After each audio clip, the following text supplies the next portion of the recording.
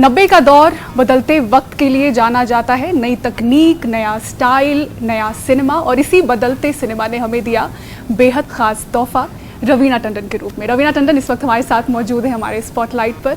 स्वागत है आपका रवीना, बहुत बहुत शुक्रिया हमारे स्पॉटलाइट पर आने के लिए। और रवीना के साथ मौजूद हैं उनके फैंस, और हम हैं इस वक्त बांद्रा के जंकयार्ड कैफे में। तो सबसे पहले रवीना, क्यों ना फैंस आप सभी देख रहे होंगे, न सिर्फ बिग स्क्रीन पर बल्कि टीवी स्क्रीन पर एड्स में हर तरफ रवीना छाई हुई है, तो क्या ये कमबैक है या बाउंस बैक है रवीना?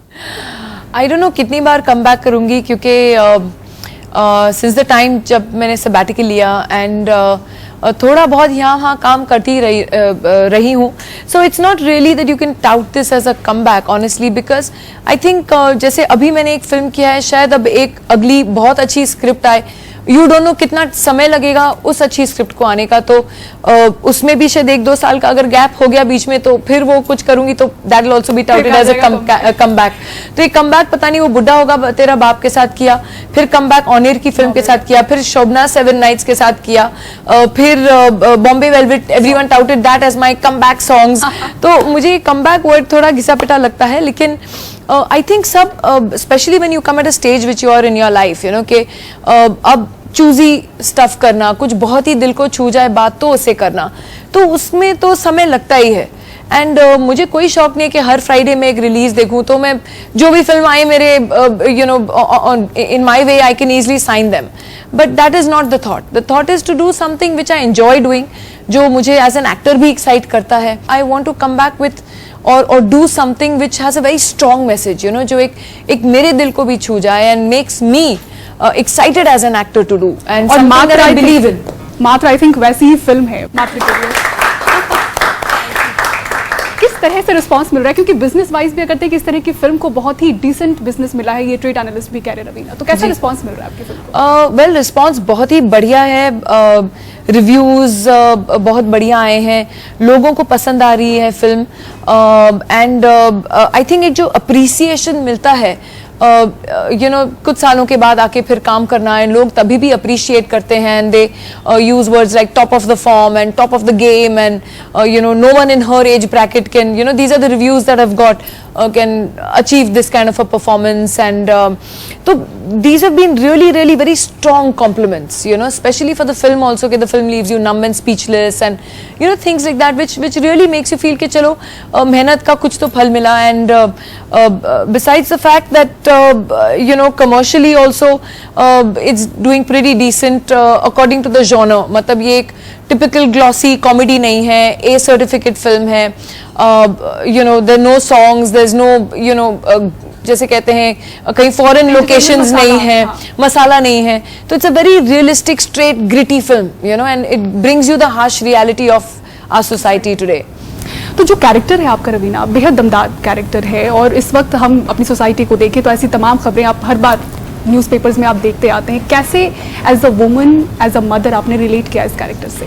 देखिए, बहुत इजीली, आसानी से आइडेंटिफाई होता है ये कैरेक्टर, क्योंकि मैं समझती हूँ जो जितनी लड़कियां हैं यहाँ भी आज मौजूद, मैं समझती हूँ कि कहीं ना कहीं at some point everyone has gone through a bit of molestation और अ बिट ऑफ ईव टीजिंग।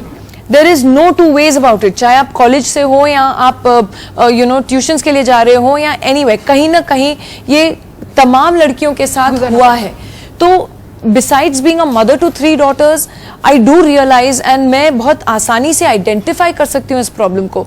और मैं लोगों को बोलती हूँ कि हम लोग बात करते हैं एक progressive, new, liberal, educated, young India की, तो violence and crime against women क्यों बढ़ता जा रहा है? रवीना, आई थिंक आपने भी एक इंसिडेंट ऐसा शेयर किया था, आपके साथ भी हुआ था, किसी बस में आप ट्रैवल कर रही थी और आपके लिए कोई खड़ा हुआ था, क्या था वो इंसिडेंट, अगर फैंस के साथ शेयर कर सकें? यू नो, मैं एक्चुअली ट्यूशंस के लिए जाती थी, तो BST बस लेती थी Juhu to Santa Cruz, which was 231. All those live in Mumbai will identify, I don't know if the bus route has changed now, but that was 231 I remember. And Santa Cruz पे उतरी थी मैं, सांता क्रूज स्टेशन पे, एंड बस में जब मैं जा रही थी, I must have been 13 I think, because मैं 8वीं में थी या 9वीं में थी, तो मैं जहाँ बैठी हुई थी, एंड मुझे ज्यादा बस में ट्रैवल वगैरह करने का I was not used to it, मैंने नया ही शुरू किया था, तो मैं बस में बैठी हुई थी, and an elderly man came and sat next to me, and मैं ऐसे खिड़की के बाहर में देख रही थी, आई डिडंट इवन, तो धीरे धीरे you know he kept coming closer, and I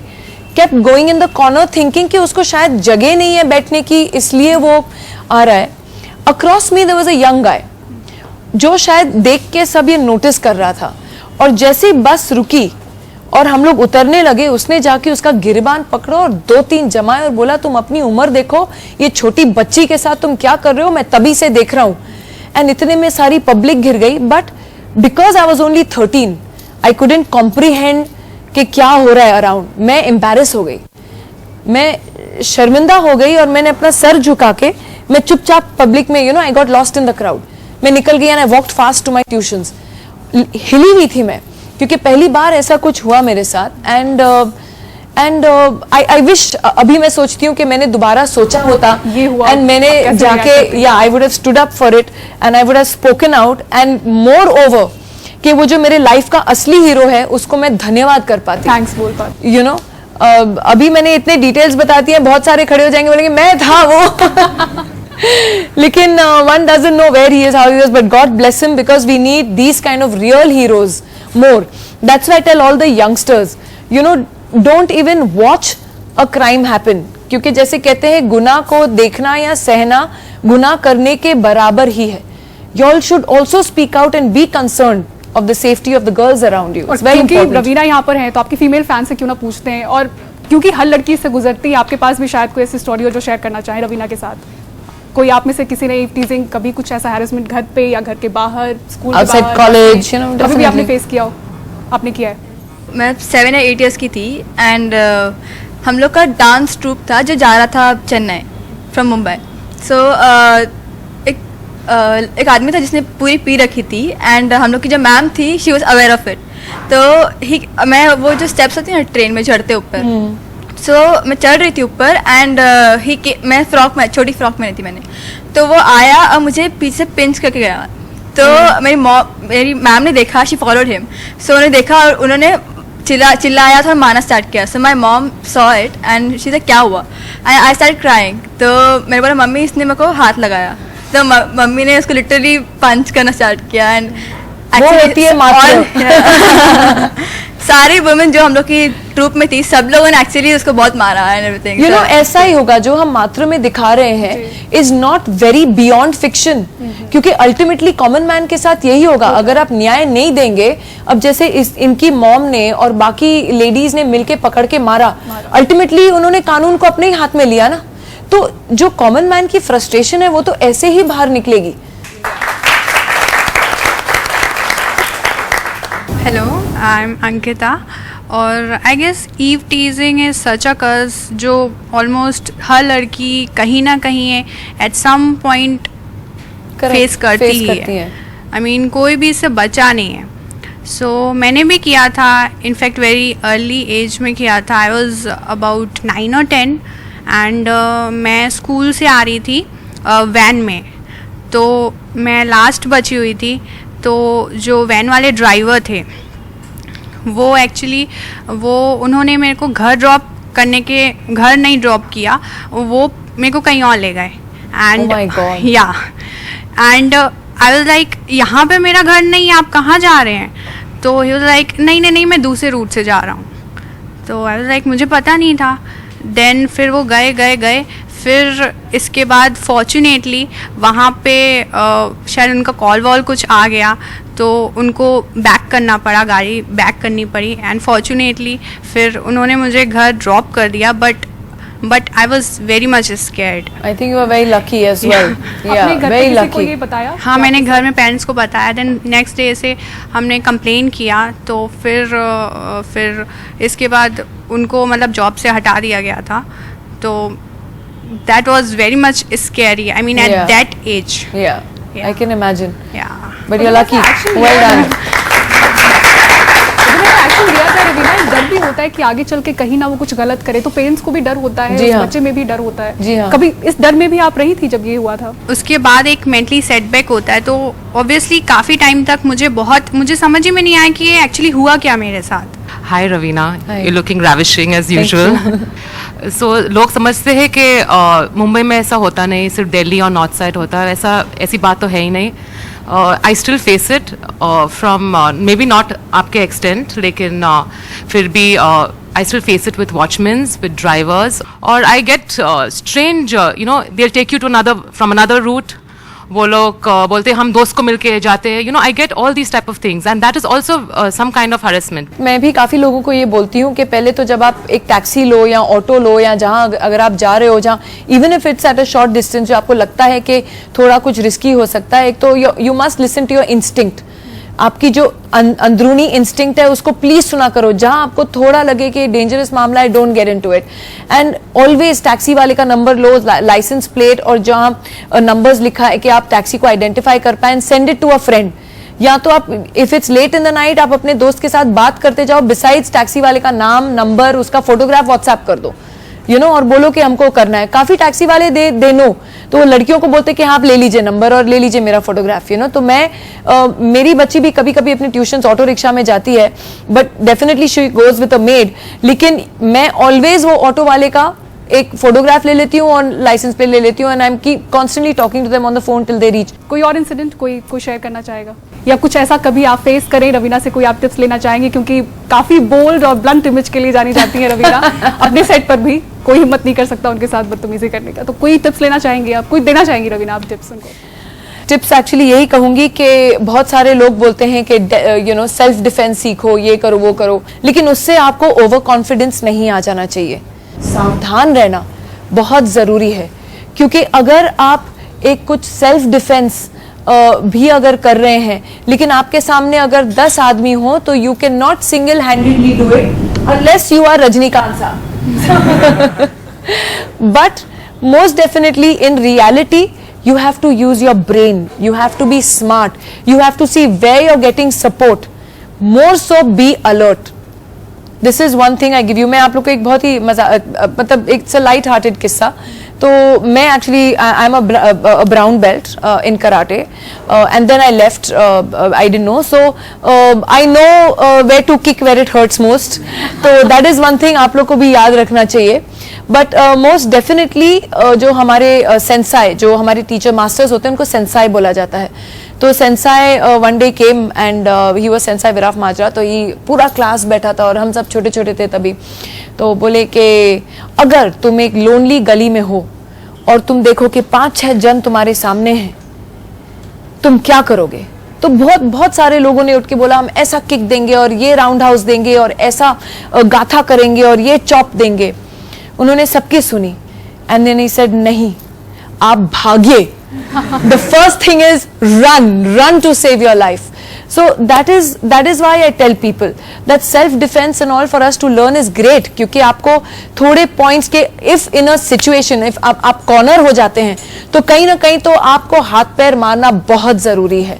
तो वो आप जरूर सीखिए, लेकिन उससे ओवर कॉन्फिडेंस भी नहीं आ जाना चाहिए कि अरे मैं संभालूंगी. ऐसा नहीं होता है, और आप लोगों के लिए भी ऐसा नहीं होता है कि मैं संभाल लूंगा. Cannot, it's not possible, because some people might have knives, might have guns. At that time, use your brains, don't panic, try and be smart. आजकल बहुत सारे safety apps भी हैं phones पे, mobiles पे. So try and be safe.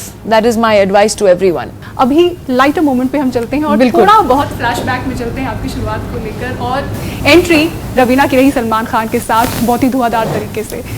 किस तरह से आप उस मोमेंट को आज याद करती हैं रवीना, क्योंकि हमने बहुत फाइट्स के किस्से भी आपके सुने हैं. आप सबसे जो वार्मेस्ट और स्वीट मेमोरीज रही हैं, आई थिंक वो पत्थर के फूल की रही हैं, क्योंकि आई मस्ट हैव बीन 15.5 और 16 जब किया. एंड सलमान की भी ये सेकंड फिल्म थी शूटिंग करते वक्त. तो हम लोग दोनों ही यंग थे, एंड लिटरली जैसे स्कूल में झगड़ा होता था वैसे करते थे, एंड एक दूसरे का ख्याल भी रखते थे. ऑनेस्टली ऐसे काफ़ी इंसिडेंट्स हुए हैं जहाँ चाहे हम लोग झगड़ा भी कर रहे हों, लेकिन जब मैं वो एक स्केटिंग वाला गाना था, आई don't know whether you have seen पत्थर के फूल, लेकिन वो कभी लिंकिंग रोड कभी कार्डर रोड ऐसा गाना था, और हाँ स्केटिंग वाला था. तो उसके दौरान मैं नरीमन पॉइंट पे पूरी पब्लिक के सामने मैं स्लिप हुई और मैं गिर गई. एंड जब मैंने आंखें खोली तो सलमान अच्छी तरह मुझे ऐसे कर रहा, अरे उठो उठो उठो उठो. मैं कहा, और I think it was more my ego that was hurt then I was hurt. तो मैंने पब्लिक को देखा और मैं जोर जोर से रोने लगी. तो सलमान जैसे बच्चों को सहराते हैं ना, बोल रहा था, अरे देखो देखो रो मत देखो मूंगी मरी करके उसने कहा. I started laughing, so even though we were like children, we used to be fighting, but we would also take care of each other, and those are the warmest sweetest memories that I have. Yeah. Bubble gum को लेकर भी शायद कोई fight? अरे सब चीजों को लेके होता था. आइसक्रीम को लेके, बबल गम को लेके, ऐसा यूं क्यों खड़ा है, वो क्यों ऐसी खड़ी है, उसने ऐसा बोला मुझे, उसने ऐसा बोला मुझे, बहुत सारे ऐसे हम लोग के चल रहे थे उधर politics, but it was fun. जितनी एक्साइटेड थी आपसे ज़्यादा आपकी फ्रेंड्स एक्साइटेड थी क्या? उनके कहने पर ही शायद आपने ये फिल्म साइन की थी सलमान की। जी हाँ, एब्सोल्युटली राइट। बल्कि मैं काफ़ी फिल्मों को मना किया था और मैं नहीं मैं लोगों को बोलती I am in this industry completely by default, तो मैंने कभी सोचा नहीं था कि मैं एक्टिंग करूँगी या I will take up films.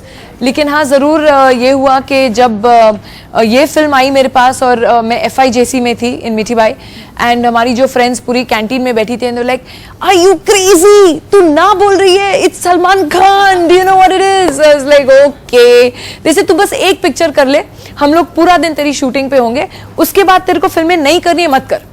I said okay fine, so I told my dad, you know, I think I should do this film, maybe let me say yes, and then I said yes and rest was Ravi ji तैयार इतिहास। थे इसके लिए तैयार थे? Well, you know, I think हम लोग ने इतनी फिल्मों को मना किया था, कहीं ना कहीं ये तब तक ये एक हो गया था कि I think this is her destiny, so there was nothing कि नहीं मना, but हाँ, पापा was very keen कि बस मैं अपना एजुकेशन कंप्लीट करूँ। उन्होंने कहा था तुम ग्रेजुएशन करो, उसके बाद तुमको जो करना है तुम करो, you know, graduation is very important, but unfortunately yes, I did up to SYBA। और शायद आप किताबें लेके पढ़ा करती थी सेट पर? हाँ, बल्कि ड्यूरिंग द शूटिंग ऑफ पत्थर के फूल मैं कॉन्स्टेंटली अपने FIJC के एग्जाम्स दे रही थी, तो मैं पढ़ती रहती थी। जो हमारे कोरियोग्राफर्स हैं रेखा जी और चिनी प्रकाश जी अब तक याद करते हैं कि मैं एक शॉट देती थी और फटाफट जाके वापस अपना बुक खोलती थी, and I used to be studying. लेकिन मैंने college I did till SYBA, I couldn't do my TYBA, तो but I recently met my professor actually, and I believe कि it's never late in life to do anything what you want to do.